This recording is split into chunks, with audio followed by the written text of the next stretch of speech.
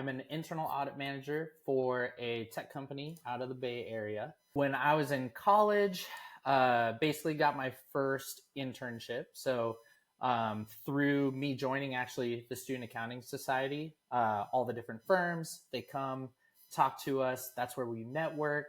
That's where you get these internships. That's where you get your face out there, basically. So started there.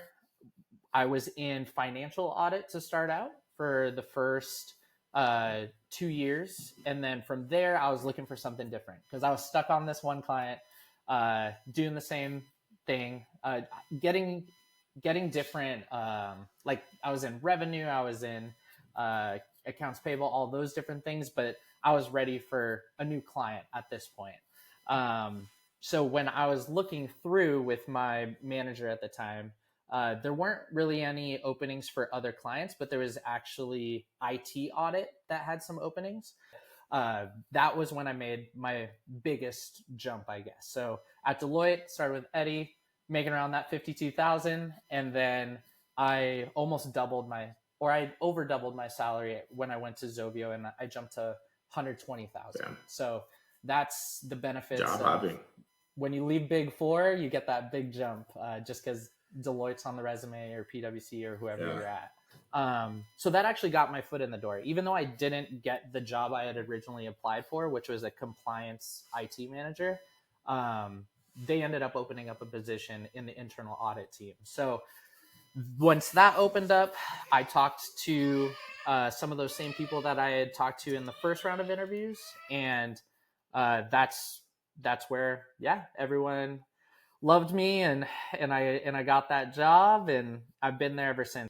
So your internship, I know people are used to like getting the Big Four internships where they're making like a ton of money. Were you kind of like sad, or like what was your reaction, and like what were you getting paid as an intern at a non-Big Four? So I was getting paid $- for this internship. So it was unpaid internship. It was an unpaid internship in downtown. So it's so weird that no one wanted to take it. I don't know how it was available for me. Yeah. But so it was unpaid internship, and I actually had to pay for my own parking to park in downtown San Diego. So it was negative paid. But I did learn a lot. Like it wasn't your typical type of audit in terms of looking at financial statements, but it was audit. So you still are going through the process of interviewing stakeholders. You're looking at documentation, trying to find things. Got it. And then the next step after that was like, okay, you take that, then you're a senior and you're like, or I guess maybe a junior at that point or whatever. You go back to school, then you go to meet the firms. And then that's where like you talk about it. And you ended up with a job at Deloitte. How did that, like, did you go to meet the firms? Was it like the first recruiter you met and like it was pretty easy to get your name out there? And I guess like what are the things that you think were important? Yeah, so I'd say the big things that helped me stand out when meeting the different firms was getting involved at school, definitely joining your whatever accounting club is at your school. That was the major key. And then, those things are what I was able to talk about. Yeah. No, I think it's important for sure. Like those things, leadership experience, or even just being part of clubs. I think those things stick out a ton. And then, so when you were deciding between, you had a smaller firm and then you have Big Four, like so you were basically deciding KPMG and Deloitte. It didn't even matter that you had an MGO offer, or what was that? Like, did you just cut them out? It was quickly? I think MGO actually offered a little more money, like a base salary, but I think it was like the client types that they had. People were definitely very different. I just didn't mesh that well with the majority of the people that I talked to there, but definitely wanted to go through the whole interview process just in case. Like, let's say I don't get KPMG or Deloitte. I did still, I was interested in that company. But yeah, once I saw the 3 offers and the options, I was like, Deloitte was definitely a front runner. And then KPMG was right there with them. So yeah. I thought that like I had never thought of me being in Big Four because I always would hear the horror stories. I was like, oh, people always say like you're working 80 hours a week or 100-hour weeks, um, and it just sounded like terrible work-life balance. When people talk about it, it just was like, I don't know if I want to do that. So I was actually, when I first was looking, I was like, what's something that is, I'll make good money, but I don't have to sacrifice like my social life pretty much. But once I got to know people more, I was like, okay, it's not really that bad. And you also realize that the best people are going to Big Four, and you're seeing these people. You're like, these are the type of people that I want to be like. So that's what changed my mindset on it. I was like, yeah, it might be hard work in the beginning, but these are the type of people. They're all well rounded. They all have personalities. When you hear about an accountant, you think like, oh, that's a boring number cruncher. And that wasn't the case with anyone that I met in Big Four. So I was like, okay, these are like my people. I want to explore that more. And yeah, I was so happy that I changed that mindset. What what were the things that helped you transition to Big Four and like made you successful when you were So there? it really was like our start class. So me and you, like, we actually met before even starting, just through a mutual friend, one of my best friends. He said, yeah, my buddy, shout Shout out out Joe. Joe. He was like, Shout, yeah, my shout. my friend from Redlands, he's joining Deloitte. I was like, oh, great. Like, Deloitte's huge. They're in every city. I'll never meet this guy. And he's like, no, like, he's coming to San Diego, that, like, at that office for Deloitte. I was like, oh, sweet. So then we talked, we played basketball. Rest is history there.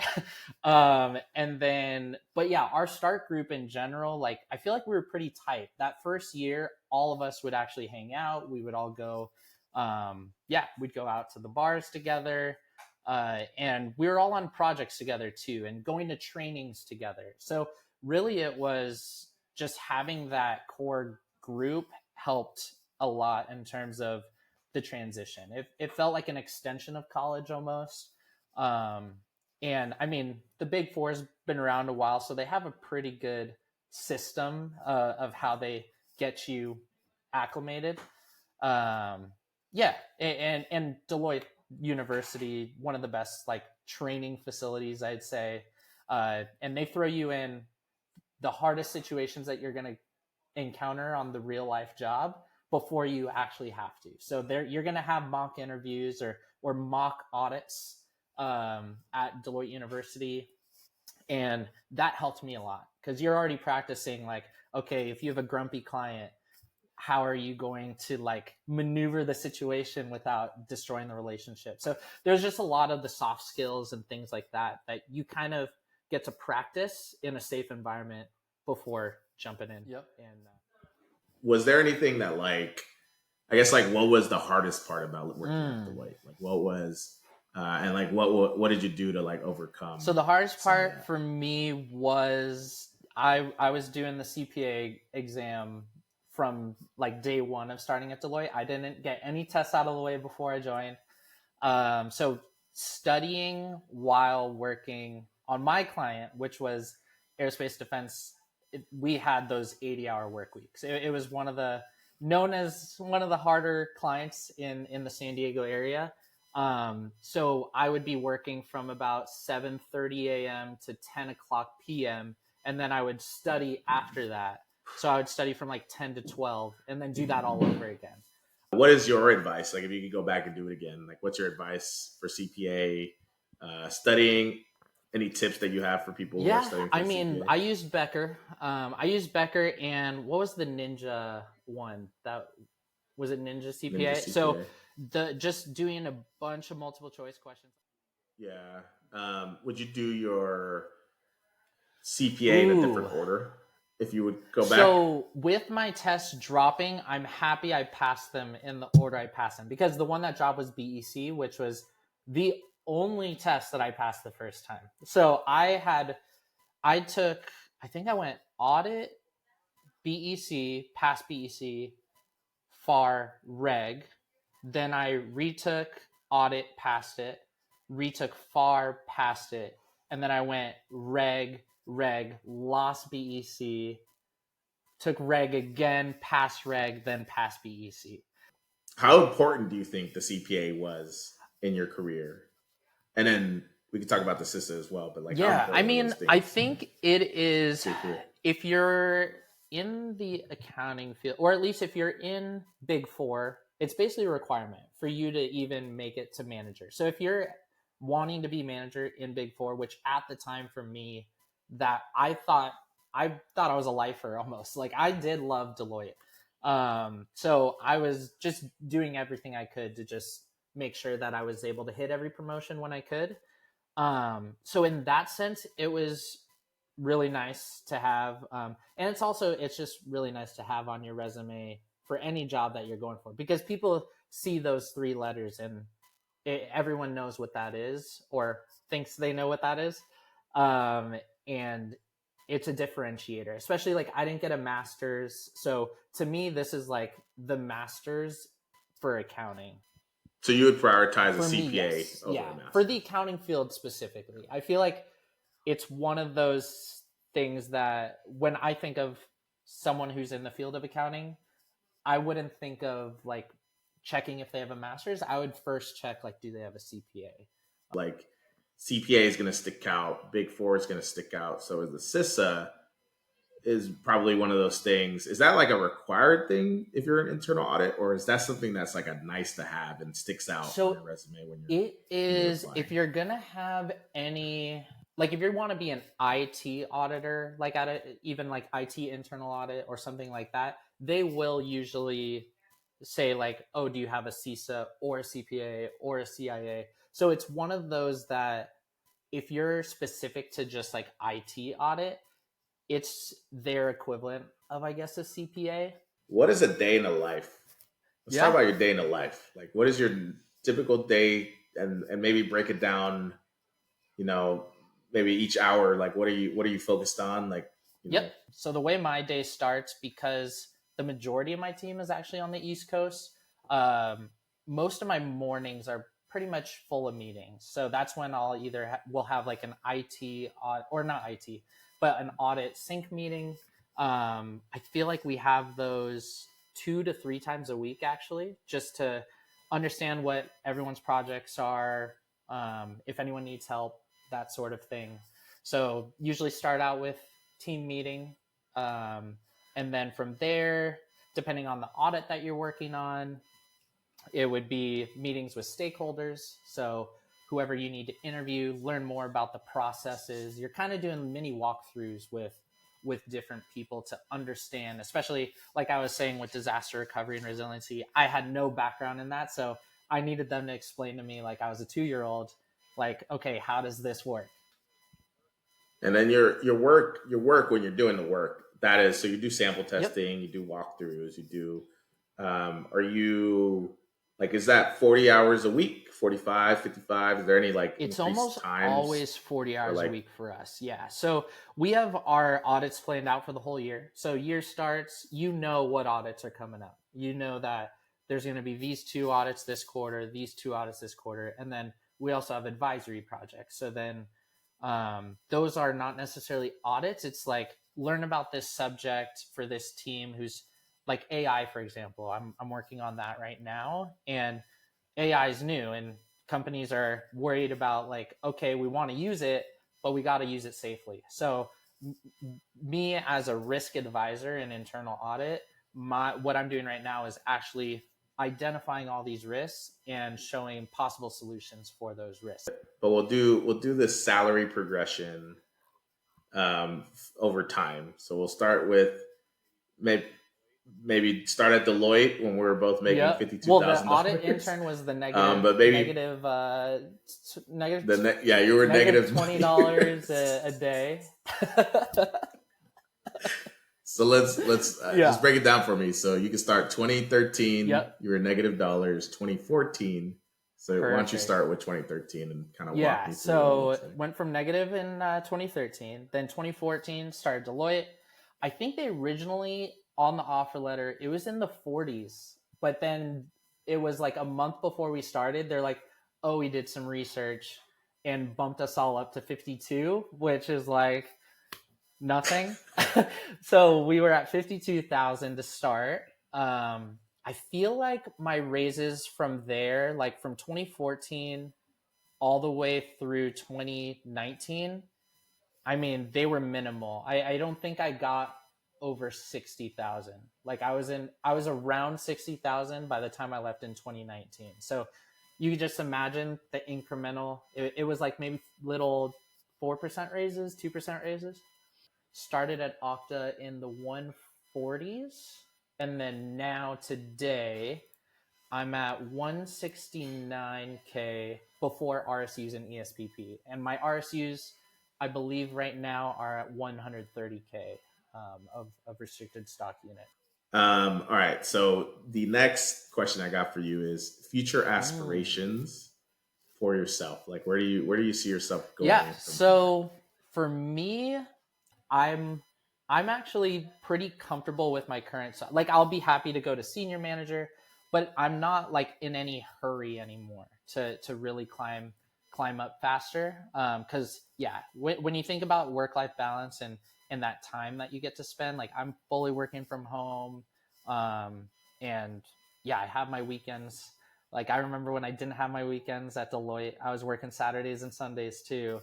It just changes things. So my aspirations are basically work here, keep on doing what I'm doing. I'm still learning a lot. Like I went from basically only SOX knowledge, so the compliance, you're forced to do these types of audits. It's the same every year. To now I'm in operational audits and advisory projects. So I'm in a good spot to where I'm just constantly learning, and then yeah, who knows, down the line I'll have all the tools to be able to be a VP of internal audit. So the first question that I always get is AI going to take over accounting, and are our jobs going to be obsolete? I'd say no. If you're a higher level like advisory, there's always going to need to be a human to validate the outputs of whatever automations there are, whether it's AI telling you something, whether it's an article you read. Like there always has to be a human to give that final look at it and make sure that it's accurate. Because with AI at its current state, there's hallucinations, there's like it's not always accurate, the information that's coming out. Yeah, for sure. And then last question, what is the best advice you can give somebody who's maybe in college looking to get into accounting? Like what is your best advice you can give somebody? I'd say, like thinking back, even how what I was saying earlier is getting involved. Like those accounting clubs on campus are going to be huge. That's like your very first foot in the door. That's where you're going to meet the people that you're potentially going to work with. That's where you're going to see, do I like this? And that's how you're going to get that first internship, to then test it out and see if you like the field in general.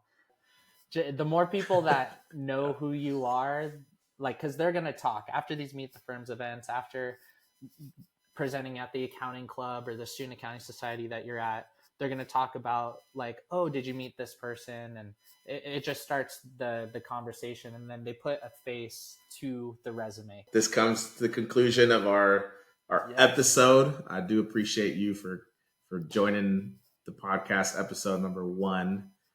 Being on the ground floor of this thing. We'll see where this goes, but thank you, Cameron, for sharing your story. No, and I'm happy to jump on anytime. This is fun for me too.